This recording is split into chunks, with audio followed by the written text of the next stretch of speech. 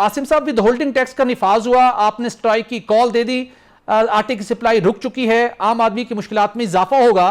क्या FBR हुकूमत की तरफ से अब तक कोई आपसे राब्ता किया गया है कि आए बैठे इस मसले को मिल बैठ के हल करते हैं?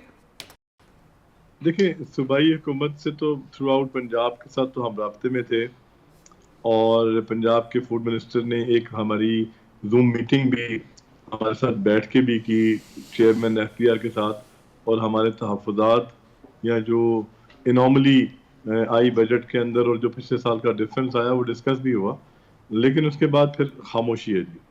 इसमें बड़ी हैरानगी की ये बात है कि फर्टिलाइजर्स को एग्जेम्प्ट रखा गया विद होल्ड करने से उनके होलसेल डीलर्स को राइट। 236G तहत, लेकिन आटा जो सा है उसके ऊपर विद होल्डिंग भी आ गया, और उसके ऊपर अपना उसको मिल्स को एजेंट भी बना दिया गया।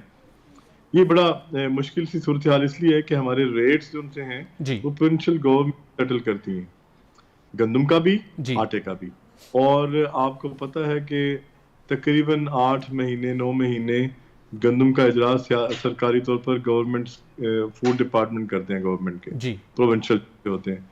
इसका मतलब है कि गंदम सरकार हमें बेचती है जी और हम उसको ग्राइंड करते हैं। उसके अंदर आगे फिर हमारी जो परचेजेज हैं वो बिजली के बिल के अंदर बिजली इलेक्ट्रिसिटी की शक्ल में आ गई।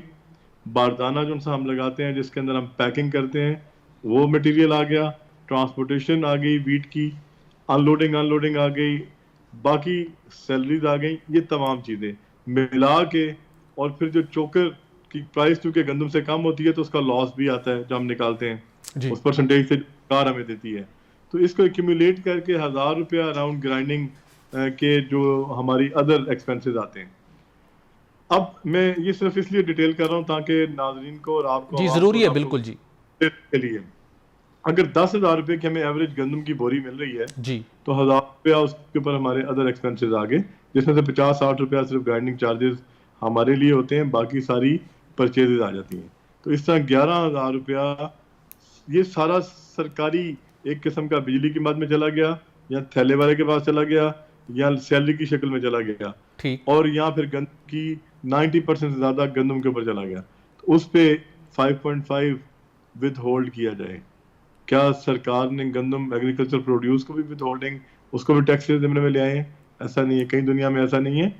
ये पहली दफा इस बजट में हुआ, और वो भी इसलिए हुआ, चेयरमैन साहब बार बार पूछ रहे थे कि आप ये बताएं हमने टैक्स लगाया कहाँ पे है। सर, टैक्स पे लगा कि जो इसकी शिक थी उसके अंदर लिखा हुआ था कि ऑल मैन्युफैक्चरर्स ऑफ, उसके अंदर आगे इन्होंने एडिबल ऑयल, स्टील, ये तमाम को 17 चीजें लिखी हुई थी, ये विद होल्ड करेंगे पिछले साल तक।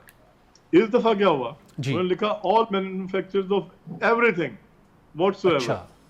वो सारा जब कर दिया तो उसमें ऑटोमेटिकली अगर मेरी फ्लोर मिल है तो अगर मैं मिलिंग भी कर रहा हूँ तो मैन्युफैक्चरिंग के जिम्मे में मैं आ रहा जी हूँ, तो वो डेफिनेटली। उस तरह मैं इसमें आ गया इस जिम्मे के अंदर। अब मैंने विद होल्ड करना है, होलसेल डीलर का 0.1% अगर वो फाइलर है। जी उसके बाद उसने आगे से 0.5 विद होल्ड करना है जिस रिटेलर को वो सेल कर रहा है, अगर वो फाइलर है। ठीक। अगर नहीं है तो फिर 2% या 2.5% की शरह से, लेकिन जी हम समझ लेते हैं कि सारे फाइलर हैं।